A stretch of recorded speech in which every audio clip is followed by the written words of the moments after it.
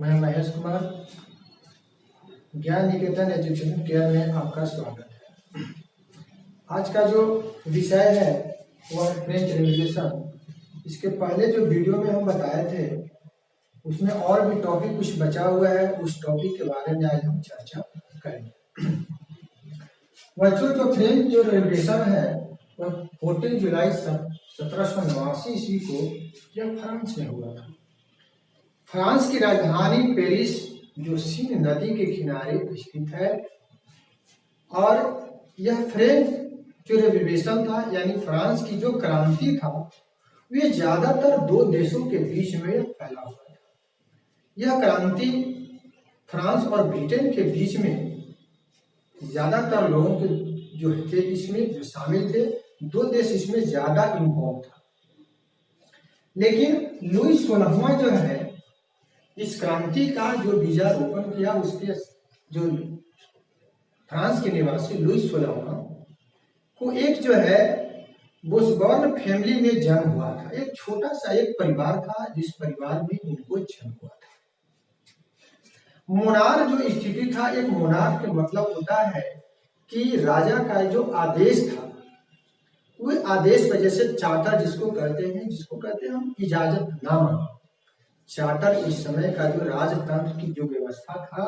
वे राजतंत्र की व्यवस्था में चार्टर, जिसमें जो इजाजत, प्रजा को इजाजत लेने का जो भी कोई काम होता था उस काम को करने के लिए इजाजत लेने पड़ता था। राजा उसको इजाजत देगा या परमिशन देना जिसको कहते हैं, परमिशन मिलेगा तभी कोई जो है प्रजा जो है काम करेगा या अदरवाइज दूसरे देशों में जाकर अपना जो है व्यापार करेगा। इस स्थिति था। और वे जो स्थिति था कि जो श्वेत पत्र था, राजा जो मोनार जो का जो स्थिति था कि कोई भी राजतंत्र की जो व्यवस्था था उसके जो है प्रजा को जो है टैक्स को छूट देना, टैक्स को वसूलना, कोई जनरल असेंबली के बिना इजाजत के वह मोनार जो प्रथा था उसको जो है आप नष्ट नहीं कर सकते हैं। उसकी आदेशानुसार ही कोई काम होता था। वेस्टल जो था एक प्रकार, वेस्टल मीन्स बच्चों होता है क्या कि जेल होता है। यानी कोई भी उस फ्रेंच की क्रांति में जो राजा का जो राज करने का तौर तरीका जो होता था वे ज्यादातर विलासिता जीवन व्यतीत करना चाहता था। उसका विलासिता जीवन यह था कि अपने राजमहलों में ज्यादा रहना, अपने रानी के पास ज्यादा वह समय व्यतीत करना। राजा का कर्तव्य यह नहीं था कि वह अपने प्रजा की सुख दुख या भलाई करें, उसकी देख रेख करना उसका ज्यादा जो है वह सोच नहीं था। यही सोच जो है लुई 16वां का था, जिसके कारण अपना ज्यादा जो समय वह व्यतीत करता था वह महलों में ही करता था, जिसे आपसी जो राजतंत्र की जो व्यवस्था था, राजा का जो कर्तव्य था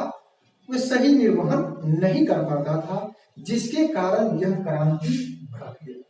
यह क्रांति से जो है फ्रांस की जो क्रांति हुआ उसमें पादरी,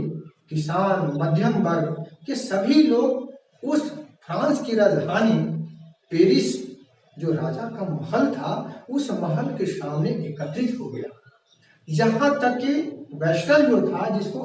बच्चों हम जेल कहते हैं, उस जेल में राजा ने बहुत से मजदूरों को जो बंद कर दिया, क्लोज कर दिया, उसको जो है बंद करके उसमें जेल में जो रख दिया, डाल दिया। वहां भी एक प्रकार का विद्रोह हुआ। जेलों की चार दीवारियों को भी तोड़कर जो है वह मजदूर जो जेल में रहने वाला व्यक्ति था वह जेल के चार दीवारियों को तोड़कर वह बाहर निकल गया और फ्रांस की जो राजधानी पेरिस था उस राजा के सामने जो है सभी चर्च, पादरी, किसान, मध्यम वर्ग के लोग उस राजा से यानी लुई 16वां के सामने जो है यह प्रस्ताव रखा कि हमें रोजी रोटी, कपड़ा और मकान का एक प्रकार का स्लोगन दिया, एक प्रकार का उसको क्या कह सकते हैं कि नारा देना कि हमें जो है रोटी, कपड़ा और मकान दो, और नहीं तो फ्रांस का जो शासक, निरंकुश जो शासक है उसके सामने हम क्रांति को जो है उजागर करेंगे, क्रांति को जो है हम विकसित करेंगे।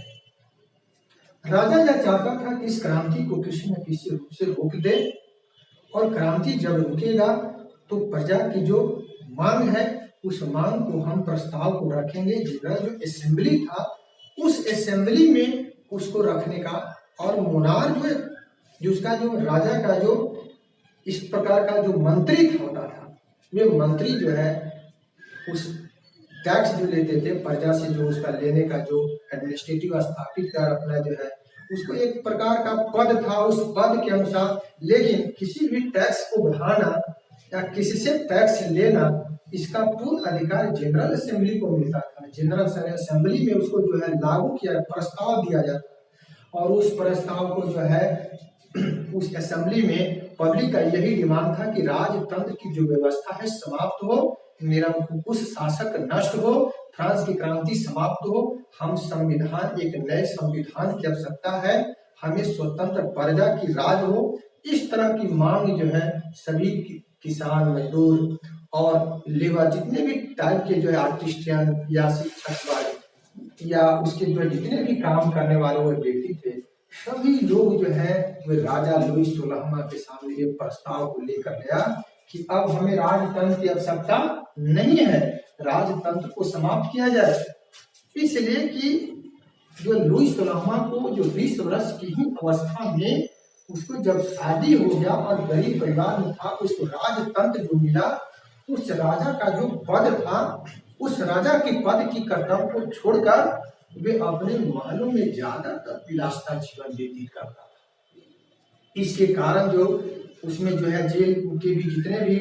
नागरिक थे या जितने भी जो उसको क्लोज करके बंद करके रखा गया था, सभी लोग अपनी क्रांति में कूद गए। सभी लोग जो है उस क्रांति को कहे कि राजतंत्र की व्यवस्था समाप्त हो और एक संवैधानिक रूप से प्रजा का अधिकार मिलना चाहिए, और इस देश में एक संविधान बने और संविधान के अनुसार ही देश में सुचारू रूप से चलाना है और इस पर अधिकार दिया है। धीरे धीरे उन लोगों की जो निरंकुश जो शासक था, वो निरंकुश शासकों पर बदलाव, इजाजतनामा था, चार्टर जो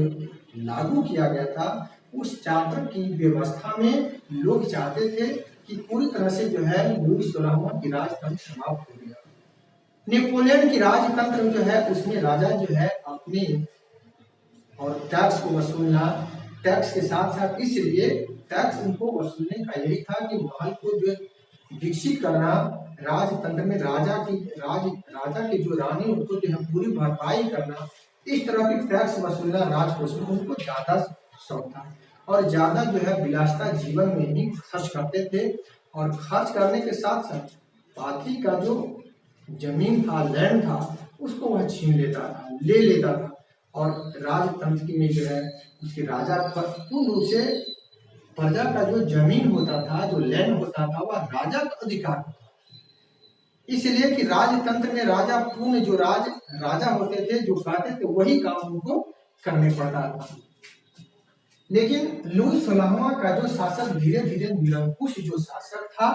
जार जो शासक था, उसको जो है इस तरह की व्यवस्था यूरोपीय कंटिनेंट में ज्यादा विकसित था। आसपास के जो भी पड़ोसी देश था, जर्मनी, स्कॉटलैंड, रूस, इस तरह की जो ब्रिटेन, आयरलैंड, पोलैंड, इस सब देशों में जो है पूरी तरह से जो है फ्रांस की क्रांति को प्रभावित किया, एक बहुत प्रभाव हुआ। यहाँ तक कि यूरोपीय कंटिनेंट में भी इसका प्रभाव ज्यादा था। प्रभाव होने लगा कि लोगों में क्रांति करने की भावना हुआ कि क्रांति से जो है एक बदलाव होगा, और पॉलिटिकल बदलाव या इकोनॉमिकल जो चेंजिंग होगा वो एक क्रांति से ही होगा। राजा जो अपने राज में अपने विलासिता जो जीवन था, उसकी जीवन को समाप्त करना प्रजा चाहते थे और प्रजा की भलाई करना वो नहीं चाहते थे। तो इस तरह की जो है लुई 16वां का धीरे धीरे शासन जो निरंकुश था समाप्त होकर राजतंत्र की व्यवस्था समाप्त हो गया, और एक संवैधानिक रूप से एक जो है फ्रांस की क्रांति ने एक बहुत बड़ा बदलाव किया, और उस बदलाव से एक प्रजा में एक न्यू खुशहाली, नया खुशहाली हुआ कि जितने भी प्रजा हैं वो सभी जितने भी धर्म के लोग, रिलीजन्स हैं, वो सबको समान रूप से जो है एक संविधान बनाने की जनरल असेंबली में प्रस्ताव लाया गया। वो जो असेंबली था, उस असेंबली में हर कौम, हर धर्म के लोग जो है एकत्रित हुए, और उस एकत्रित होने के बाद उसके जो राजा थे वो फ्रांस की क्रांति को समाप्त करने का आदेश दिया कि आप लोग एक बहुत जो क्रांति है फ्रांस की, इसको समाप्त कीजिए, और एक हम नया प्रस्ताव लेकर आप लोगों के सामने हम प्रस्ताव को पेश करते हैं। वह प्रस्ताव है राजतंत्र की व्यवस्था को समाप्त कर लोकतंत्र की व्यवस्था, यानी प्रजातंत्र। प्रजा जो तंत्र था, यानी प्रजातंत्र में प्रजा का अधिकार होता था, राजा का अधिकार नहीं था। राजतंत्र में राजा का अधिकार, राजा के कर्तव्यों को मानना, राजा के कर्तव्यों को पालन करना, उनकी चार्टर जो था इजाजतनामा पर उसको जो है पूर्ण रूप से जमीन पर अधिकार न होना, पूरी तरह से लैंड पर अधिकार राजा को होता था। राजा की उस जमीन को छीनकर दूसरे को भी दे देना, इन लोगों का पूरी तरह से अधिकार था। तो इस तरह की जो है धीरे धीरे नेपोलियन की जो है एक जीर्णोद्धार हुआ। नेपोलियन की उस क्रांति में एक शामिल हुआ। नेपोलियन जो है एक क्रांति का जीर्णोद्धार कर वहां की राजतंत्र की जो लुईस 16वां के बाद वह चाहता था कि यहाँ की राजा हम बने। लुईस 16वां को धीरे धीरे वहां की प्रजा को था नेपोलियन अपने हाथों में लेने लगा, प्रजा को अपनी ओर जो है आकर्षित करना, अट्रैक्शन की ओर खींचने लगा, और उसको प्रस्ताव दिया कि जो प्रजा कहेगा उसकी बात को हम मानेंगे, हम विलासिता जीवन को समाप्त कर देंगे, और हम जो राजा की जो कर्तव्य है वो प्रजा के प्रति हम निर्वहन करेंगे। इस तरह की जो है नेपोलियन का धीरे धीरे वहां जो है मांग बढ़ने लगा, प्रजा उससे कार्यों से खुश होने लगे। और श्वेत जो पत्र था, ये जिसको हम चार्टर जो इजाजतनामा, एक श्वेत पत्र होता है जिसको हम कहते हैं सरकारी दस्तावेज, जो राजतंत्र की व्यवस्था में सरकार जिस तरह से आज भी उस तरह की व्यवस्था है, जो आपके आसपास में जो पदाधिकारी होते हैं उसके पास एक सरकारी दस्तावेज होता है, उस दस्तावेज पर ही उसकी जो है सिग्नेचर, तो उस तरह से भी राजतंत्र में भी सरकारी कोई दस्तावेज था तो राजा का श्वेत पत्र होता था। उस श्वेत पत्र के जो है जारी किया, जिससे चार्टर जिसको कहते हैं, उस श्वेत पत्र को पूर्व में नाम चार्टर था। और चार्टर जो होता है इजाजतनामा, इजाजत लेना, यानी राजा से कोई भी काम, या आर्टिस्टमैन है, या जो भी कलाकार है, या कोई बिजनेसमैन है, या कोई बिल्डर है, किसी पर यानी कई टाइप के जो काम करने वाले व्यक्ति हैं उनको राजा से इजाजत लेने पड़ता था, और टैक्स को उनको देने ही पड़ता था। इसलिए कि राजकोष में यदि टैक्स ना लिया जाए तो राजतंत्र को चलाने की व्यवस्था तो धीरे धीरे समाप्त हो जाता।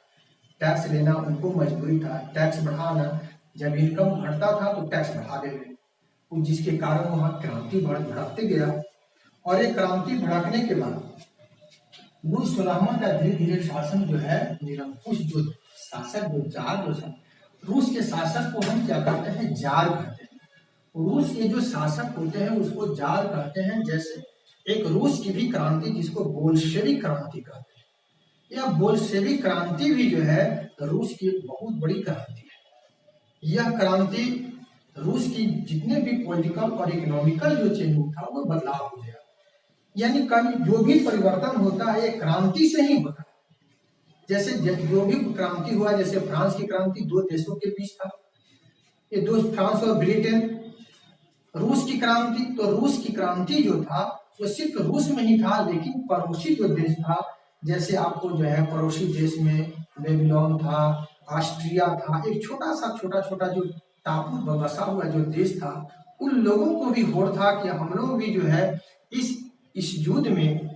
अपना एक स्थान स्थापित कर जो है राजतंत्र की व्यवस्था को समाप्त कर लोकतंत्र की व्यवस्था में आ जाए। बच्चों आज का क्लास इतना ही है, नेक्स्ट वीडियो में आपको हम बताएंगे।